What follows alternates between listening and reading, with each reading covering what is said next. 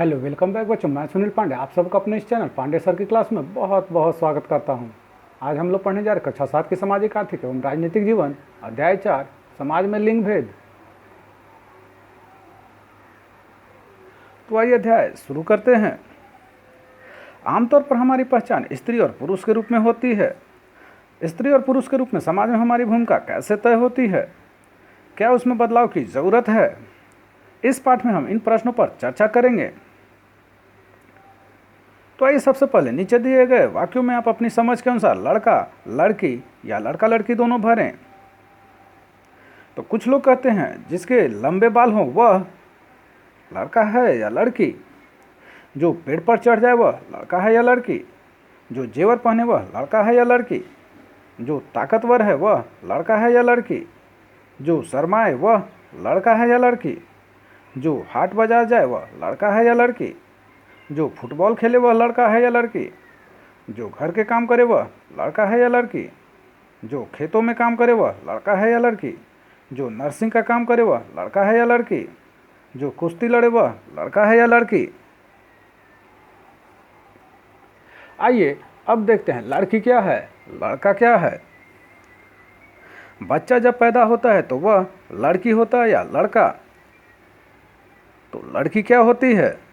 कुछ लोग कहते हैं जिसके लंबे बाल हो वह लड़की है, जबकि समीर के बाल लंबे हैं पर वह तो लड़का है।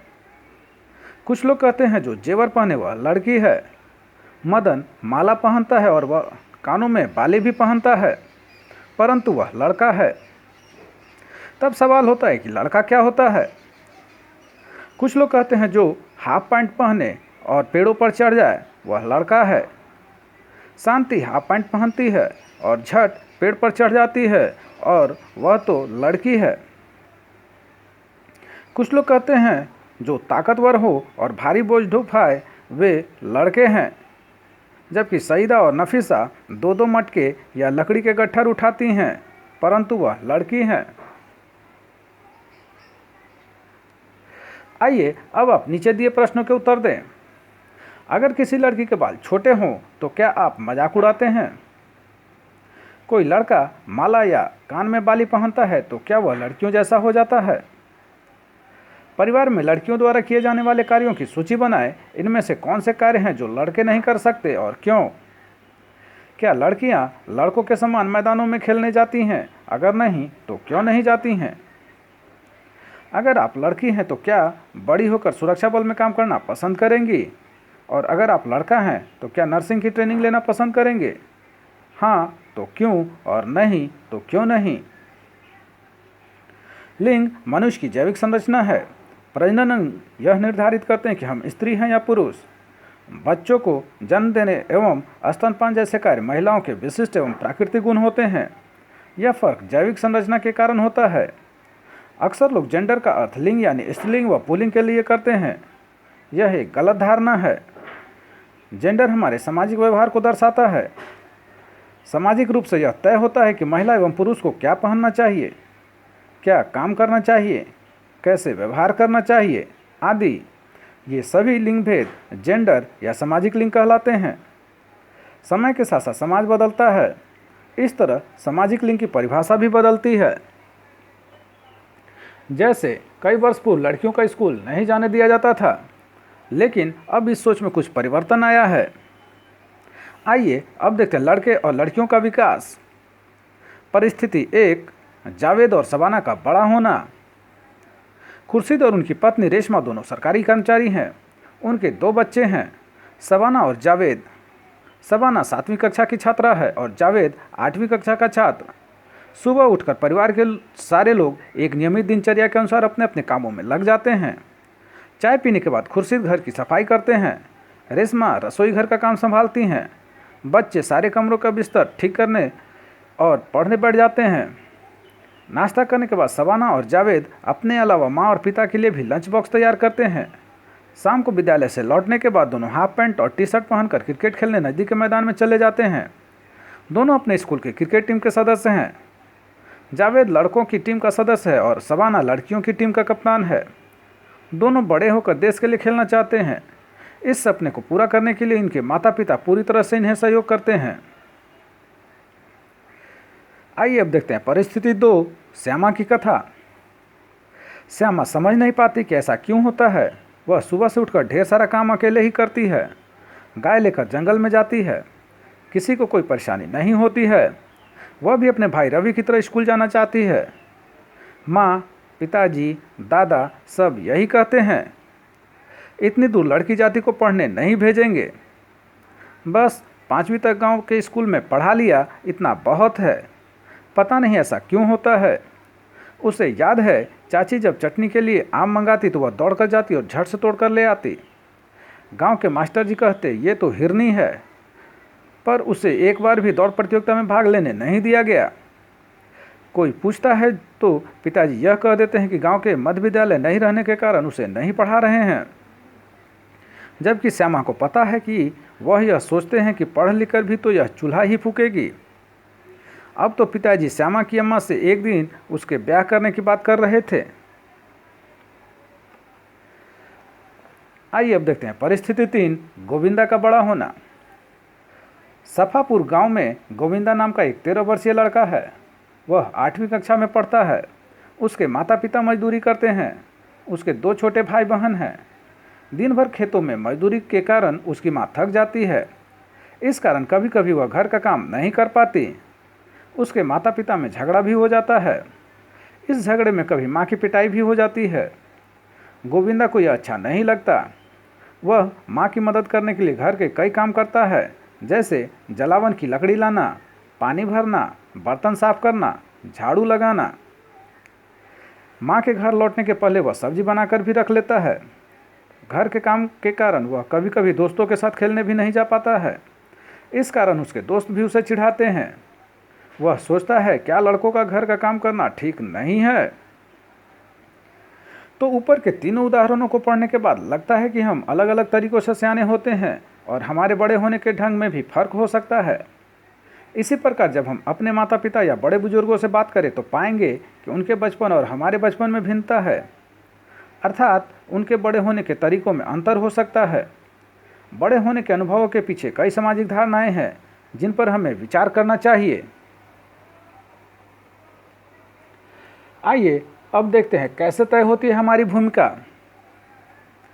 जैसा कि पहले ही चर्चा हो चुकी है कि सामाजिक लिंग से हमारे जीवन की कई बातें तय होती हैं, तो आइए देखें ये कैसे होता है। तो आपको सूची बनाना है लड़कियों द्वारा पहने जाने वाले कपड़ों की, लड़कों द्वारा पहने जाने वाले कपड़े की, लड़कियों के खेलने के सामान की, लड़कों के खेलने के सामान की। तो जब आप इस सूची को स्पष्ट से देखते हैं तो पता चलता है कि समाज लड़के और लड़कियों में अंतर करता है। वह अंतर उसके पहनने के कपड़े और खेलने वाले खिलौनों में भी स्पष्ट रूप से देखा जा सकता है। उदाहरण के लिए उन्हें खेलने के लिए भिन्न भिन्न खिलौने दिए जाते हैं। आपने गौर किया होगा कि लड़कों को अक्सर खेलने के लिए कारें दी जाती हैं और लड़कियों को गुड़िया। बचपन में इन खिलौनों को देने का भी एक मतलब होता है। ये खिलौने इस बात को दर्शाने के माध्यम होते हैं कि बड़े होकर वे जब स्त्री या पुरुष होंगे तो उनका जीने का तरीका अलग अलग होगा। बचपन से लड़के लड़कियां समाज द्वारा तय की गई पुरुष व स्त्री की भूमिकाओं को सहज रूप से ग्रहण कर लेते हैं। धीरे धीरे वे सोचने लगते हैं कि यह तो उनके प्राकृतिक गुण हैं, जीवन भी उसी आधार पर जीना चाहिए। अगर गहराई से विचार करें तो यह अंतर प्रायः प्रतिदिन की छोटी छोटी बातों में देखने को मिलती हैं। लड़कियों को कैसे कपड़े पहनना चाहिए, लड़के को रौबदार आवाज़ में बात करनी चाहिए आदि। ये सब बताने भर के तरीके हैं कि जब वे बड़े होकर स्त्री या पुरुष बनेंगे तो उनकी विशिष्ट भूमिकाएं होंगी। बाद के जीवन में ये सारी चीज़ें तय करती हैं कि आप कौन से विषय पढ़ेंगे, आपके व्यवसाय क्या होंगे, आपके जीने के तरीके क्या होंगे। यह सब सामाजिक रूप से तय होता है। आइए अब देखते हैं घरेलू कार्य का मूल्य। दूसरे समाज की तरह अपने समाज में भी पुरुषों और स्त्रियों की भूमिकाओं और उनके काम के महत्व को समान नहीं समझा जाता है। पुरुषों और स्त्रियों का दर्जा एक जैसा नहीं होता। आइए देखते हैं कि पुरुषों और स्त्रियों के द्वारा किए जाने वाले कामों में यह असमानता कैसे है। यहाँ पर केंद्रीय सांख्यिकी संगठन के आंकड़े दिखाए गए हैं, जिसमें पुरुषों और महिलाओं के द्वारा किए जाने वाले काम के घंटे को दिखाया गया है। इस आंकड़े से आपको यह जानकारी मिलेगी और उससे आप अपने उत्तर पर गौर करेंगे तो पता चलता है कि अधिकांश महिलाएं पुरुषों से ज़्यादा काम करती हैं, पर वास्तविकता यह है कि इतना काम करने के बावजूद हम यह सोचते हैं कि घरेलू काम भी क्या कोई काम है। घर के काम की मुख्य जिम्मेदारी स्त्रियों की होती है, जैसे घर की देखभाल संबंधी कार्य, परिवार का ध्यान रखना, विशेषकर बच्चों, बुजुर्गों और बीमारों का। फिर भी जो काम घर के अंदर किया जाता है उसे काम के रूप में पहचान नहीं मिलती। इसे ऐसा समझ लिया जाता है कि ये तो औरतों के ही काम है, इसके लिए किसी को कोई खर्च नहीं करना पड़ता, इसलिए समाज में इन कार्यों को अधिक महत्व नहीं दिया जाता है। इस सोच के चलते महिलाओं को पुरुषों की तुलना में कमतर माना जाता है। तो आइए अब देखते हैं, क्या इन कामों का कोई मूल्य नहीं है। बहुत से घरों में, विशेषकर शहरों और नगरों में, लोगों को घरेलू काम के लिए रखा जाता है। वे बहुत सारे काम करते हैं, जैसे झाड़ू पोछा करना, कपड़े और बर्तन धोना, खाना पकाना, छोटे छोटे बच्चों और बुजुर्गों की देखभाल करना आदि। इनमें ज़्यादातर घरेलू कामगार औरतें होती हैं। कभी कभी इन कार्यों के लिए छोटे लड़के और लड़कियों को भी रखा जाता है। घरेलू कामों को ज़्यादा महत्व नहीं दिया जाता, इसलिए इन कामों के बदले जो मजदूरी दी जाती है वह भी सरकार द्वारा निर्धारित न्यूनतम मजदूरी से काफ़ी कम होती है। एक घरेलू कामगार का काम सुबह 5 बजे से शुरू होता है और देर रात तक चलता रहता है। इतनी जी तोड़ मेहनत करने के बावजूद उनके साथ सम्मानजनक व्यवहार नहीं किया जाता है। वास्तव में जिसे हम घरेलू काम कहते हैं वह कोई एक नहीं बल्कि कई कामों का मिश्रण होता है। झाड़ू लगाना, कपड़े साफ करना, फर्श साफ करना, खाना पकाना इत्यादि। ग्रामीण इलाकों में इन कामों के अलावा महिलाएं दूर से पीने का पानी, जलावन के लिए लकड़ियां भी लाती हैं। वे पशुओं की देखभाल तथा खेतों में काम आदि भी करती हैं। ये ऐसे काम हैं जिनमें काफ़ी शारीरिक श्रम की आवश्यकता होती है। ये काम शरीर को थकाने वाले होते हैं, जिसे अक्सर नज़रअंदाज कर दिया जाता है।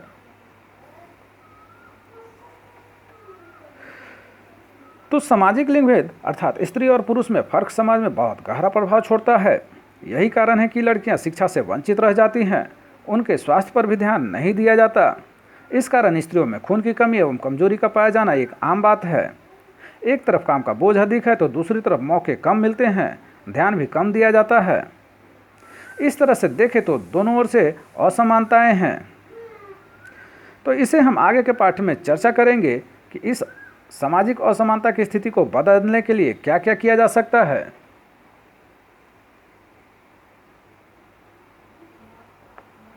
तो आप सबको हमारा यह प्रयास कैसा लगा हमें ज़रूर कमेंट कर बताएं। हमारे इस चैनल पांडे सर की क्लास को जरूर से जरूर सब्सक्राइब करें और बेल बटन को दबाएं ताकि आने वाले वीडियो का नोटिफिकेशन आपको मिलता रहे। दूसरों के साथ इसे शेयर करें और हाँ, लाइक करना तो बिल्कुल ना भूलें। आपका लाइक करना ही हमारी मेहनत का फल है। धन्यवाद। Thank you.